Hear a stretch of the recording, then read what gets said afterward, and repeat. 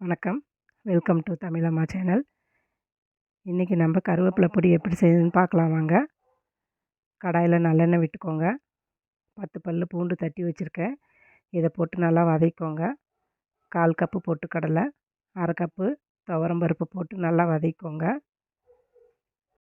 1 teaspoon ஜீரகம், 1 teaspoon மிளகு போட்டுக்கோங்க. இதையும் நல்லா வதக்கிக்கோங்க. தீயை சிம்மில் வச்சுக்கோங்க.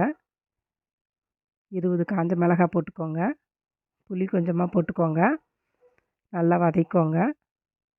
இப்போ கருவேப்பிலையை போட்டுக்கோங்க. இதையும் நல்லா வதக்கி விடுங்க. நல்லா வதக்கி விடுங்க. இப்போ இதுக்கு தேவையான அளவு உப்பு போட்டுக்கோங்க. பெருங்காயத்தூள் போட்டுக்கோங்க. கட்டி பெருங்காயம் இருந்தால் கூட போட்டுக்கலாங்க.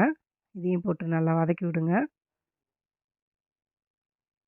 நல்லா வதங்கிடுச்சுங்க. இந்த அளவுக்கு வதங்கணும். இப்போ இது நல்லா ஆற வச்சிடலாம். நல்லா ஆறட்டுங்க. சூடே இருக்கக்கூடாது. நல்லா காஞ்சி ஆறி போயிருக்கணும். இப்போ மிக்சியில் போட்டு பொடி பண்ணி எடுத்துக்கோங்க. இதையும் நல்லா ஆற வைங்க. ஆற வச்ச பிறகு ஒரு டப்பாவில் போட்டு வச்சுக்கோங்க. அரைச்ச உடனே டப்பாவில் போடாதீங்க. நல்லா ஆறட்டும். இப்போ இதை சுட சுட சோறு போட்டு நல்லெண்ணெய் விட்டு சாப்பிடுங்க. நல்லாயிருக்கும்.